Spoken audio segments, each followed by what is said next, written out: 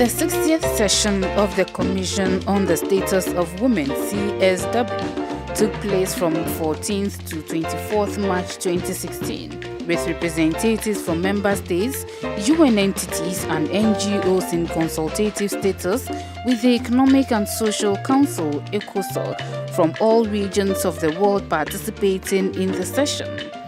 The Commission sought to address as its priority theme women's empowerment and its link to sustainable development. In addition, the Commission evaluated progress in the implementation of the agreed conclusions from the 57th session in 2013 on the elimination and prevention of all forms of violence against women and girls. The 9-day session included a ministerial segment with roundtables and other high-level interactive dialogues. During the session, a major concern was on identifying critical opportunities that would provide key enabling conditions for gender-responsive implementation of the 2030 Agenda for Sustainable Development. Ghana, led by the Honorable Minister of Gender, Children and Social Protection, made her statement highlighting Ghana's position on gender equality and women empowerment. I give the floor to Her Excellency Ms. Nana Oye-Litur, Minister for Gender, Children and Social Protection of Ghana. Thank you, Your Excellency. I congratulate you and members of your Bureau on your election and bring you warm greetings from His Excellency John Dramani Mahama, President of Ghana, and the people of Ghana. Mr. Chair, Africa has made substantial progress towards the achievement of universal primary education, high primary enrollment rates, and improved girls' enrollment. We lead the world in women's representation in national parliaments.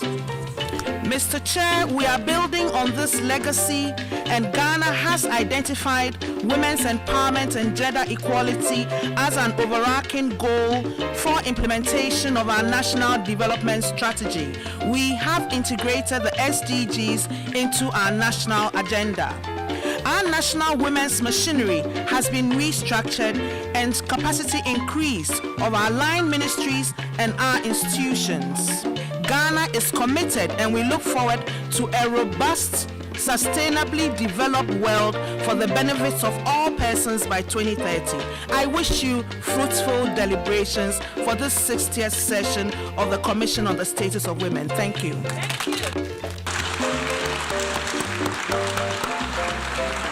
I thank the Minister for Gender, Children and Social Protection of Ghana for her statement. One of the major events of the Ghanaian delegation at the 60th CSW was Ghana's side event, where Ghana shared with development partners, civil society leaders and various governmental agencies the strategies that Ghana is undertaking to eliminate domestic violence. It's been 35 years since the adoption of the Convention on the Elimination of All Forms of Discrimination Against Women by the General Assembly. We've also seen the UN Declaration on the Elimination of Violence Against Women, and a lot of work has been done over the years.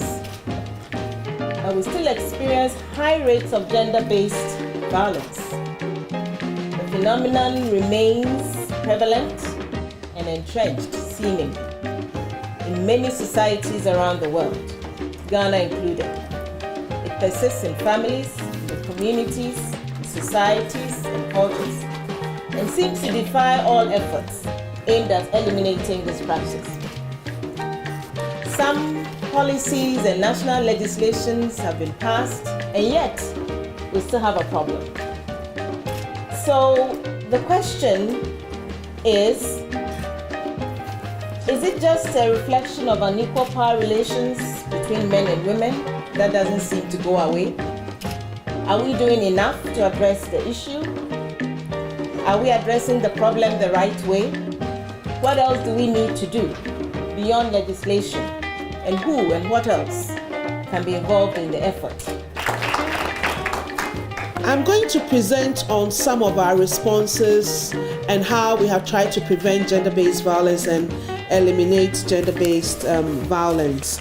So in terms of how we view gender-based violence at the national level, we have built on the UN Declaration on the Elimination of Violence Against Women.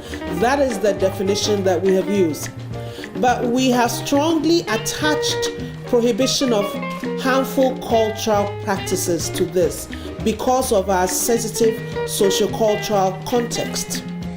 During a breakfast meeting held at the Ghana Mission in New York on the topic Ending Child Marriage in Ghana, Honorable Ladi Ayi Ayemba, Chair of Ghana's Parliamentary Committee on Gender and Children, shares on the role Parliament plays to ending child marriage and the role of regional integration.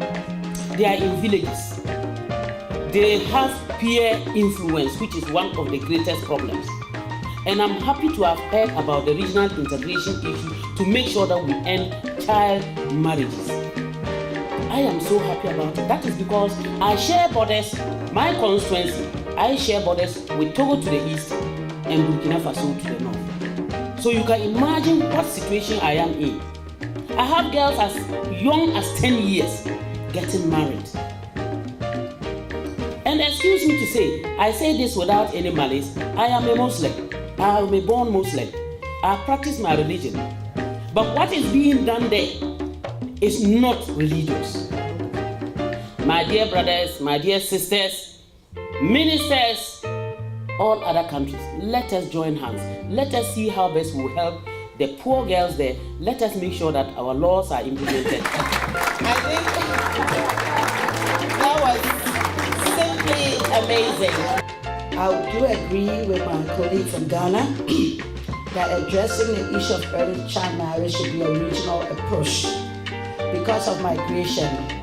If Ghana decides to stop it, people will migrate to Liberia, they will migrate to Sierra Leone, they will migrate to Guinea. So if we look at it from a regional standpoint, I think we'll be able to tackle it in our own region going forward.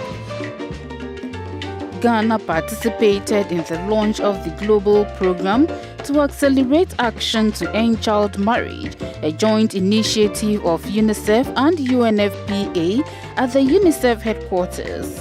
The gender minister, Nana Oyelitha, was the only African on the panel, answering questions from girls around the world. I want to introduce you, Madam Litho, to a young woman from India, Rebecca, and her question is, in my village, parents and elders decide everything for girls, going to school, marriage, spending money. I am even playing with friends. Is it the same for all girls everywhere? Is that the experience as well for girls in Ghana where you're from?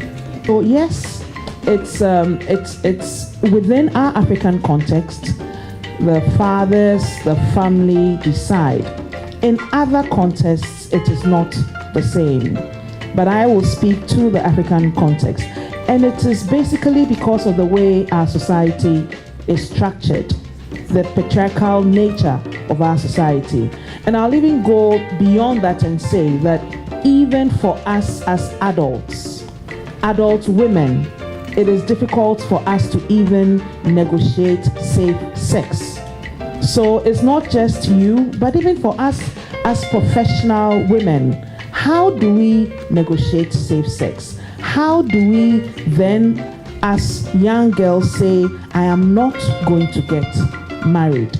And the fundamentals is the gender inequality, which we have for the past century or 2 centuries been trying to fight against. And that's why we're all happy we have SDG goal number 5. And we're happy we're here at the 60th CSW, still engaging on issues of gender empowerment, still engaging on issues of gender equality. The uniqueness was that we had young girls who are likely to be subjected to child marriage actually asking us the questions. So the Minister of Education for Canada was here. There was a former foreign minister for Italy. The Africa Union ambassador for child marriage was also here. And then also the UNFPA ambassador on girl empowerment, who gave us a moving story of herself and the challenges she had faced as a young girl and how now she had overcome the challenges. So that was very, interesting. We shared how we can address child marriage. It was a global panel, and Ghana is very proud to have been selected as the only African country to be represented on this panel. We're very proud of that because of the work that we're doing on child marriage. Ghana, led by Gender Minister, was also invited to participate in Sri Lanka's side event on the subject of domestic violence. Now I would like to call upon our next keynote speaker, Honorable Mrs. Nana Oyelitha. She is the Cabinet Minister for Gender, Children and Social Protection of the Republic of Ghana. She holds a Bachelor of Laws from the Faculty of Law, University of Ghana, and a Master's in Law in Human Rights and Democratization in Africa from the University of Pretoria, South Africa. She has 23 years of legal experience in human rights, court advocacy, and solicitor's practice. She has been named the fourth most influential African woman achiever among 25 other African female presidents.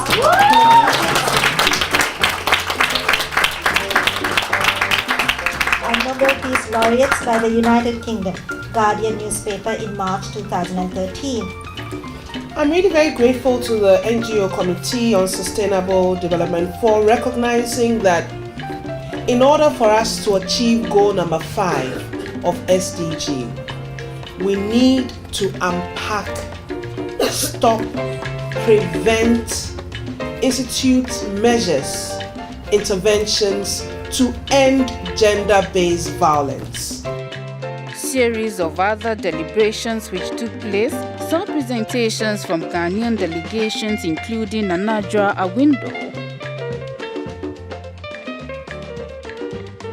The 60th session of the UN Commission on the Status of Women concluded with UN member states committing to the gender-responsive implementation of Agenda 2030.